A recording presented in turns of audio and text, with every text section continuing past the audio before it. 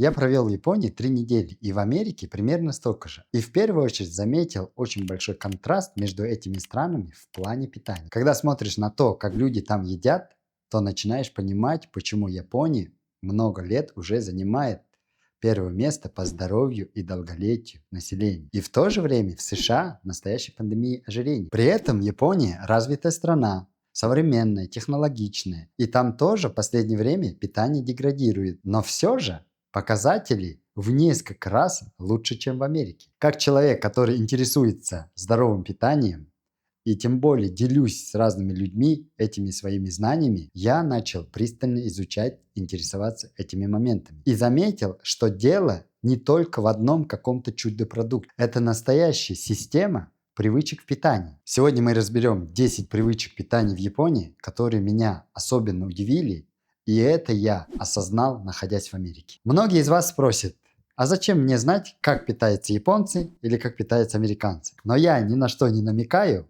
Вы посмотрите ролик и сделаете правильные выводы о том, как мы питаемся в России. Я этот ролик делаю с надеждой, что мы можем осознать свои ошибки на примере других людей, а не тогда, когда у нас со здоровьем начинаются проблемы, когда нужно срочно менять питание, но и изменение питания уже ни к чему не приводит, надо еще и лечить. Первое наблюдение. Сладостей и быстрых углеводов в рационе питания японцев намного меньше, чем в Америке. Вот, например, в Японии нет привычки или традиции есть десерт. И в основном блюде самое сладкое у них белый шлифованный рис. Но никто не спрашивает даже после обеда, будете ли десерт. И никогда нам не предлагали десертное меню. И в меню, кстати, я десертов не наблюдал. А вот в Америке, правда, я был на Гавайях, но там жарко, да, поэтому, когда ты приходишь, пока ждешь, они могут тебе предложить мороженое. Но мороженое это не в таком смысле, как у нас, питательное молочное мороженое. Это лед,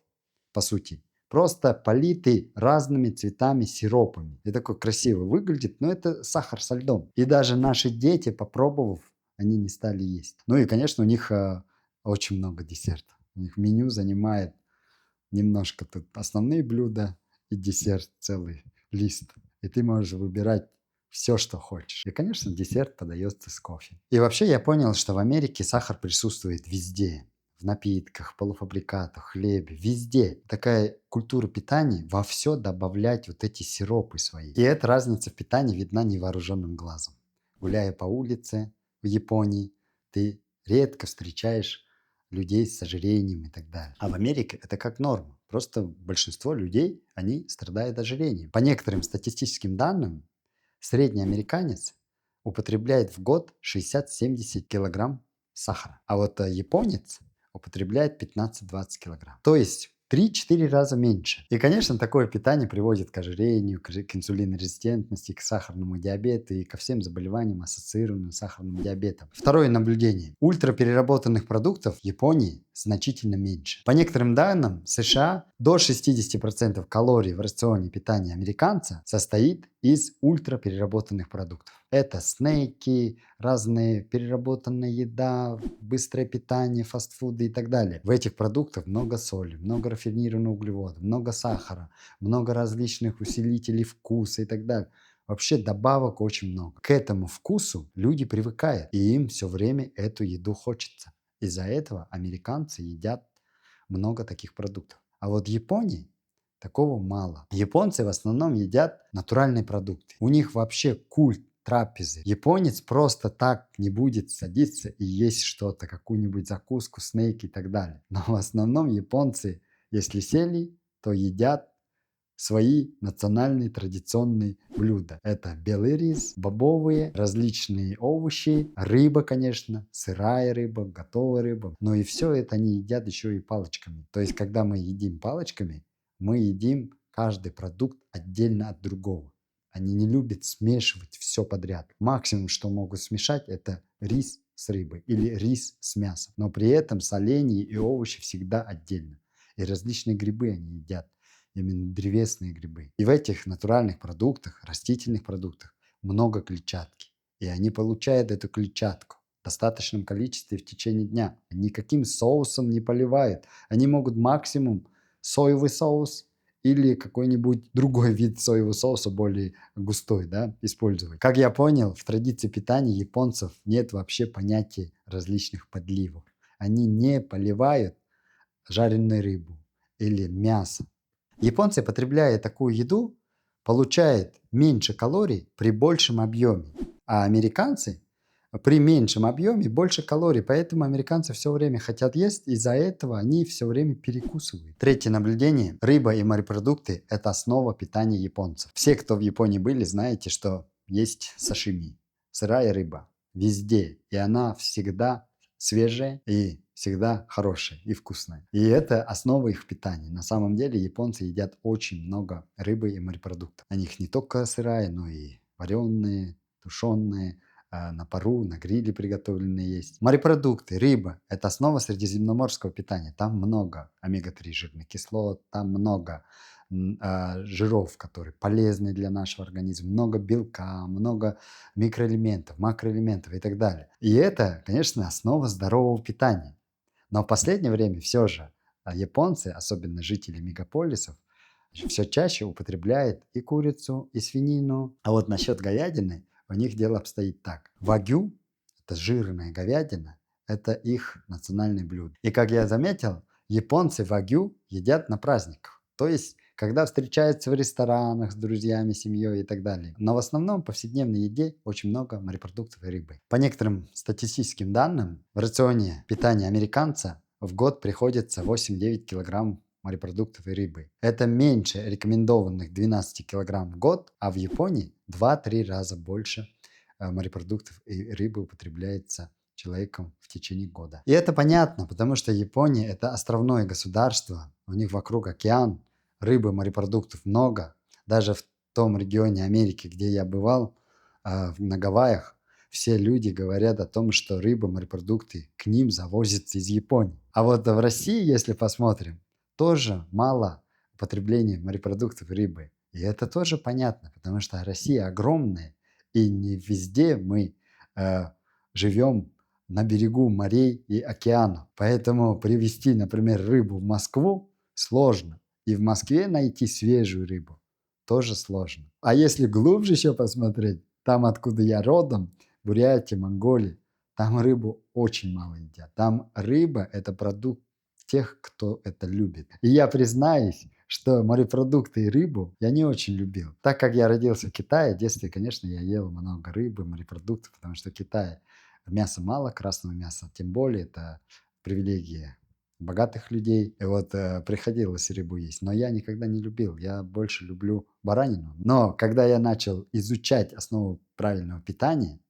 я, конечно, начал включать в большей степени морепродукты и рыбу в свой рацион питания. Это я делаю не потому, что даже люблю эти продукты, а потому что это полезно. Четвертое наблюдение. В рационе питания японцев очень мало рафинированных жиров. Японцы не едят продукты, жареные во фритюре, разные соусы сливочные не используют. Вообще маслянистые такие соусы мало используют. И японцы не поливают еду маслом. Даже суп готовят, они не добавляют туда никакого масла. В супе, если есть жир, это естественный жир продуктов, которые туда добавили. Это делает блюдо менее калорийными. Поэтому японцы едят за один присест не только мясо, рыбу, но и много овощей. Когда у человека слишком калорийная еда, овощей не хочется. Овощи, как правило, эти люди оставляют за рамкой. В американской кухне вы знаете, что очень много продуктов с рафинированными жирами. У них картошка фри – это как у нас хлеб, или как в Японии белый рис. Если закажешь стейк,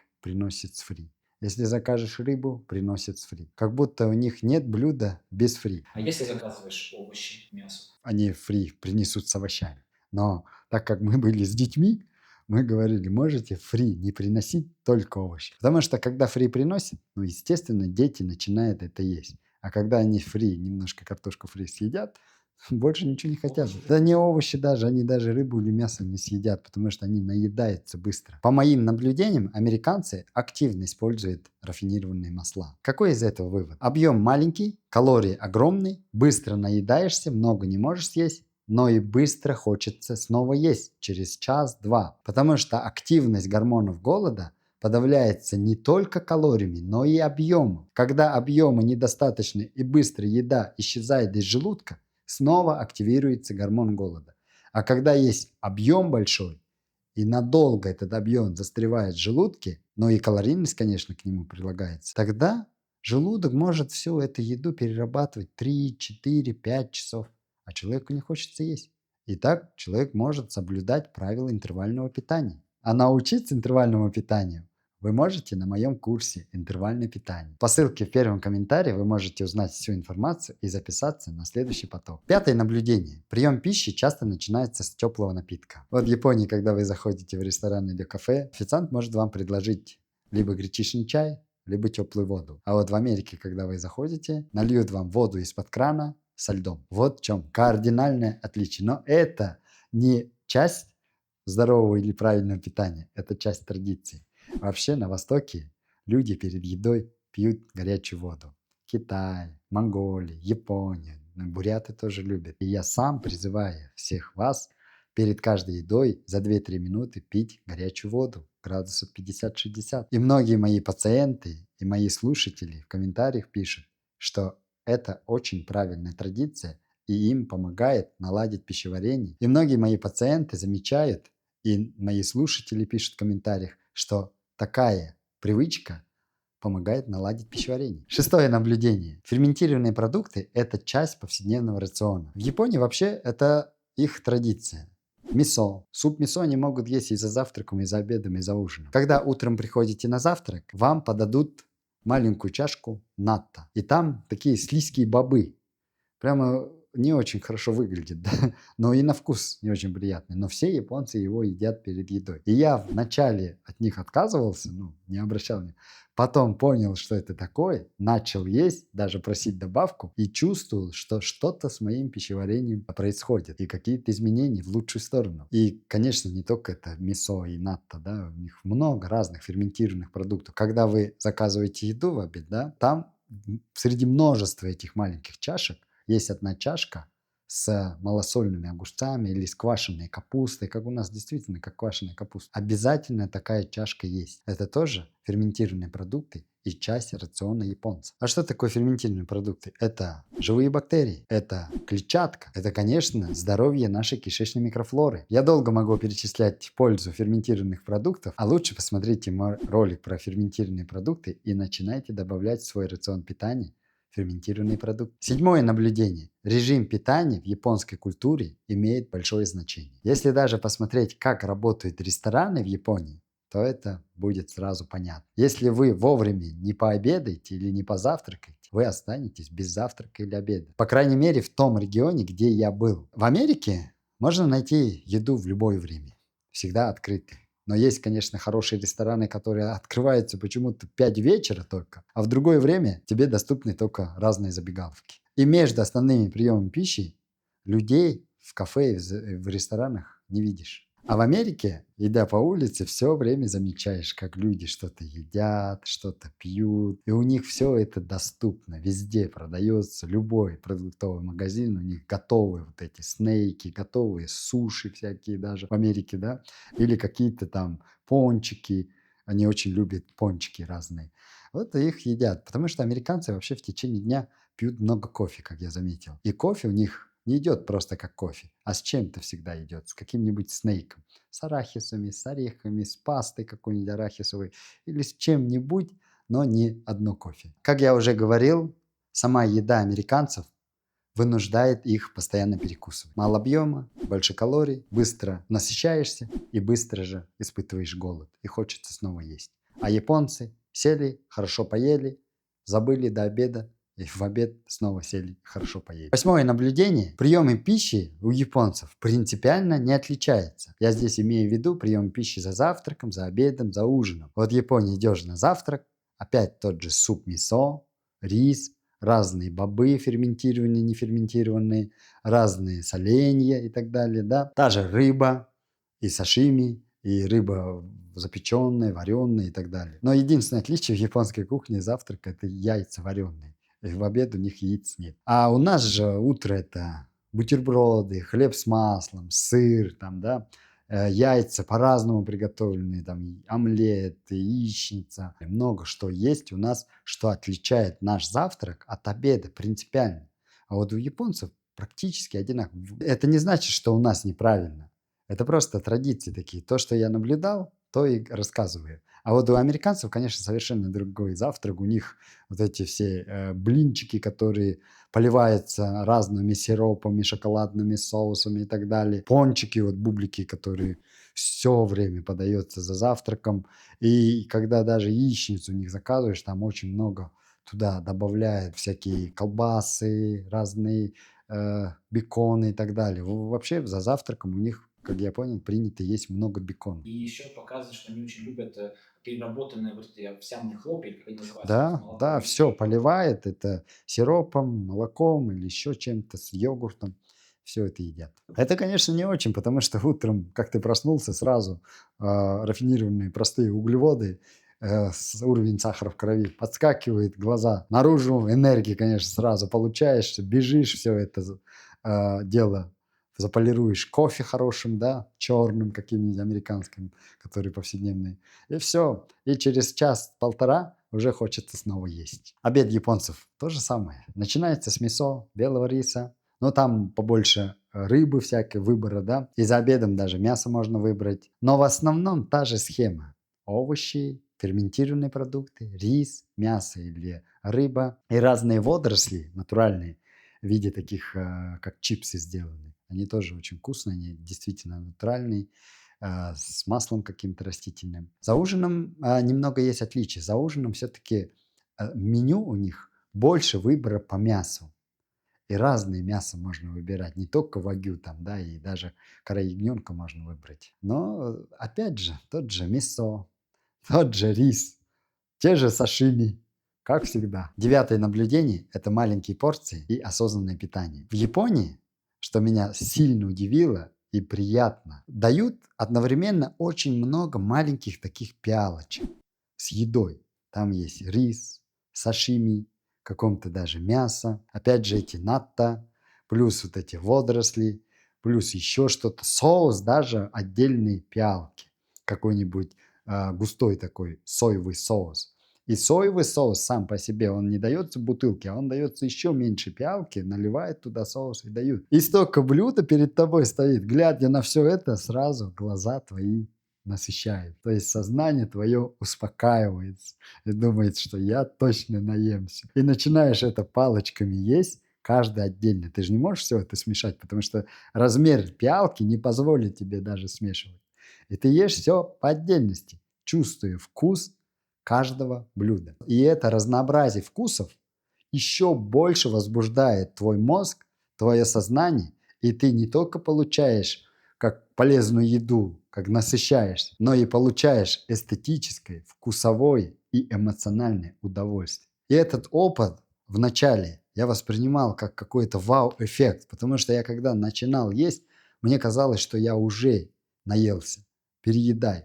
Но на самом деле, даже если все съесть, это примерно нормальный такой порции обед получается. Судя по тому, как я рассказываю воодушевленно, вы, наверное, понимаете, что этот опыт я перенял себе. Я сейчас иногда стараюсь дома тоже класть все это в маленькие пиалы. У нас вообще принято вот эти маленькими пиалами питаться. Я в них добавляю вот квашеная капуста, мясо, там овощи какие-то, еще что-то. И палочками все это ем, получаю удовольствие, получаю наслаждение и быстро насыщаюсь и не переедаю. Вот этот совет дал тем, кто хочет похудеть. Вот вы можете купить такие маленькие пиалки и всю свою еду, рацион питания, завтрак, обеда, положить по этим пиалочкам и съедать по одному. Я точно говорю, что вы будете насыщаться быстрее. Вот когда ты видишь перед собой россыпь пиалочек с едой, с разными продуктами,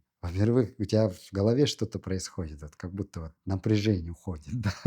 Просто расслабляешься. И когда начинаешь есть все это, еще отдельно друг от друга, это другой опыт. Другой опыт восприятия вкуса. Мы привыкли все смешивать и есть. Это один вкус получается, да? Мы испытываем только один вкус. А когда ты испытываешь 5-6 разных вкусов, А с точки зрения тибетской медицины есть 6 вкусов, да, видов. И ты каждый из этих вкусов своих удовлетворяешь в своем головном мозге, в уме, тогда у тебя насыщение другого качества приходит. 10-е наблюдение – это сезонность продуктов и большое количество овощей. Вот есть в японской традиции принцип шум, то есть употребление продуктов сезонных. Мне кажется, это очень правильно. Потому что у нас тоже раньше такой принцип был. Мы овощи, фрукты солили, квасили, разные, ферментировали, чтобы сохранить зимой и весной, и чтобы это есть. Моченые яблоки, моченые ягоды, да, квашеная капуста, малосольные огурцы, малосольные овощи. Все же мы делали. И все ели по сезону. И не было у нас 1 января, например, на столе свежие ягоды и так далее. На самом деле этот принцип имеет большое значение в контексте правильного питания. И японцы этот принцип стараются соблюдать. Но насчет овощей у японцев, по-моему, вообще принцип потребления клетчатки 30 грамм в день, это от них произошло. Потому что они едят очень много овощей, очень много клетчатки. Утром едят овощи, днем едят овощи, вечером едят овощи. И такое ощущение, что у них нет блюда без овощей. Что бы они ни ели, все добавляет овощи. Вот как я говорил, в Америке стейк дают с картошкой фри, а в Японии стейк дают на таком капустном листе, огромном, да. И вот ты ешь этот стейк с этим капустным листом. Еще приносят тебе пиалу капустных листов, чтобы ты этот стейк нарезал и заворачивал в этот лист и ел. Везде у них овощи. Как любая азиатская страна, конечно, в этом плане у них недостатка нет. Овощи и бобовые. А вот вы напишите в комментариях, как вы считаете, есть картошка фри со стейком или есть овощи со стейком? И что вообще приятнее даже, если с точки зрения тибетской медицины, опять же, вкусовых, да, качеств, то картошка фри получается сладкий вкус со сладким вкусом. А если мясо с овощами, то сладкое мясо с горькими овощами. А вот сладкое и горькое, они очень хорошо друг с другом сочетаются. Обязательно посмотрите этот ролик, потому что YouTube рекомендует вам посмотреть этот ролик по вашим интересам.